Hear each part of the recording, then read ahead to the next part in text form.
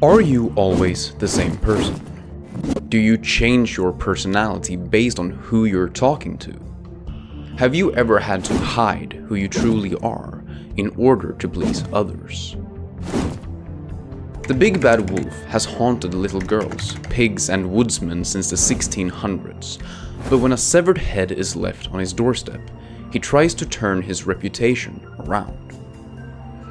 Despite trying to keep up appearances, Bigby Wolf is brutish, hot-headed and can't help but turn into a werewolf. The other Fables are frightened of him, and because he's now the sheriff of Fabletown, he can use that fear to his advantage. Torturous interrogations, threats of destruction and the strength to throw any of the Fables down the wishing well, this is what the other Fables see. But Bigby, who lives in the smallest apartment together with Colin the pig, and who protects a young lady from being attacked, just wants to help. I try my best at being myself at all times. Sometimes it's difficult, especially when talking with people who don't understand me. I'll adapt, change my language, and take more or less space, depending on others and their reactions to me. I believe even you can think of a few times where you've had to shut your mouth, acted like something was okay when it wasn't, or pretended that you were happy to not bother anyone else.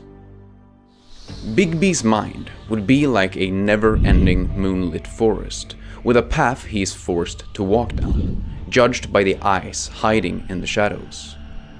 Every so often, he'd be faced by a crossroads, an opportunity to choose how to best interact. Sometimes he might pick the most natural path, using his strength to achieve his goals, while other times he tries to flip the script and prove the peering eyes that he actually cares about them. In The Wolf Among Us, you play as Bigby Wolf, the anthropomorphized version of the Big Bad Wolf who ate Little Red Riding Hood.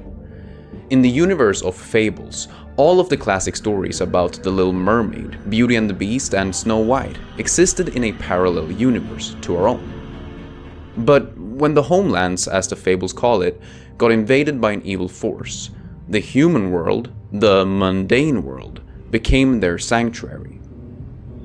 Snow White, together with a plethora of other Fables, set up a secret society in New York, with their own judicial system. This is where Bigby Wolf comes in. His reputation as a strong and angry and evil Fable precedes him, which might be the reason why he's given the role of sheriff of Fabletown. Starting out the game, Bigby helps a young woman named Faith, who is being attacked by the woodsman. After beating up the woodsman together, Faith and Bigby part ways. He goes home and tries to sleep until he's woken up by a distraught Snow White. She hurries him to the entrance of the apartment complex built for Fables and shows him a severed head, Faith's head. Bigby is now part of a murder investigation, but when looking for clues in the brothel Faith was forced to work at, he finds that her death was just the tip of a criminal iceberg. The Tweedle twins show up at different crime scenes, another body is discovered, and even the current head of Fabletown, Mr. Crane, is hiding a dark secret. Throughout all of this, Bigby is in constant race against time, but is also struggling with trying to proceed in the right way. Every person has things they're naturally good at, something they have a born affinity for that can be used to further themselves in life.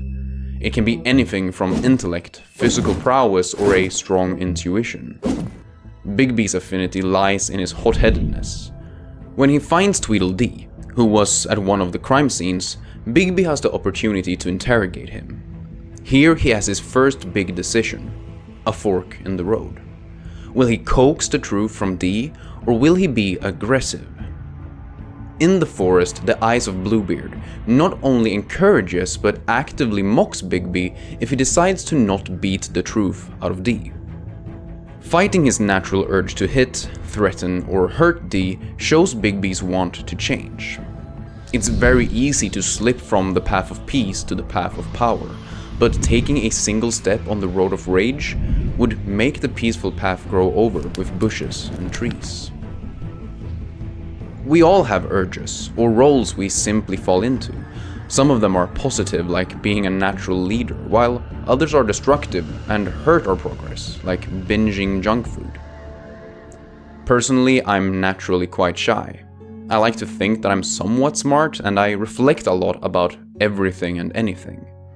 I've tried to fight my shyness and become more assertive, turning my self-reflection into a tool which I can use to further my learning. Just because you have a trait that might seem less useful doesn't mean your natural abilities can't come in handy. At a later stage in the investigation, Bigby ends up in a fight against the Tweedle twins.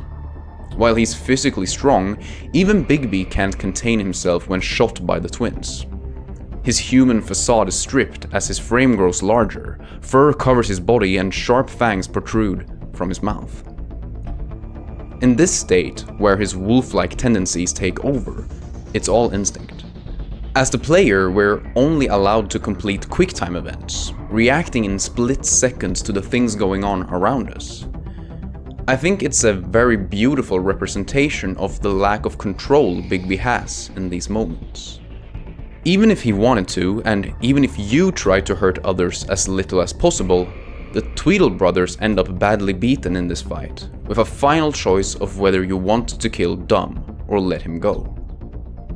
I believe killing Dumb is the big bad wolf's natural choice, which is why seeing him take the path of forgiveness and letting Dumb go is such a strong moment. Over the course of the game, we get to see how the other Fables live. Intertwined with the murder case, there's themes of oppression and a score of debts to be settled. Beauty and Beast had to take out a loan to be able to pay rent. Toad and his son are forced to move upstate to the farm, and Greenleaf the witch has to sell immoral spells to pay for her miserable life. Add on a judicial system that's slow, ineffective, and where the head of operations favors the rich who has a key to the back door. The everyday Fables in Fabletown are feeling discontent. Seeing the struggles of these people, who are forced to take out loans from evil loan sharks, who are also behind the immoral production and distribution of low-quality spells, and who control the women working at the brothel, Bigby can't help but want to see justice for all. He meets Nerissa, a woman working at the brothel, who, despite having a curse which kills her if she talks about the business, finds a way to show Bigby the truth. When he first meets her, he doesn't know why she's not talking. Once again, you can try to persuade her to talk, which in turn might make her scared and not divulge any information. But if you listen and try to make sense of her cryptic words, you realize what's going on at the Pudding and Pie. At this point in his journey through the forest, Bigby has learned that taking the more difficult path, the path that feels unusual or foreign, can sometimes be the best or even the only way to actually reach his goals. There have been many times in my life where I have adapted and changed how I act to try and be perceived in a certain way or to help achieve something. In that sense, I'm quite similar to Bigby. I've learned from personal experiences how anger just makes certain situations worse. Through reading and listening to people across the globe, I have seen how violence in many cases can't solve the actual problems that make people suffer. And by making new friends, I now understand that being a strong person who solves all his problems by himself can be really sad and lonely. It's not until you step out of your comfort zone, adapt to new situations, and challenge your own nature that you learn which path you should be taking. Bigby's path will always lead him to the true villain, the Crooked Man. The Crooked Man is behind most of the tragic circumstances that befalls the Fables in Fabletown, and yet he's a smooth talker who can twist the narrative to benefit himself. This is where Bigby's nature and choices throughout the game becomes the most important. At the end of the path, every single choice, every interaction, whether it helped him gain more information or gain the people's trust, will be scrutinized. By using your power to gain more information, you might retrieve proof of what the crooked man has done, but in turn, the people of Fabletown might not trust you well enough to see the proof as evidence. But on the other hand, if you respected the lost fables, helped the ones in need, and went against your nature and tried to talk things out, the others are more inclined to trust you, despite having less proof.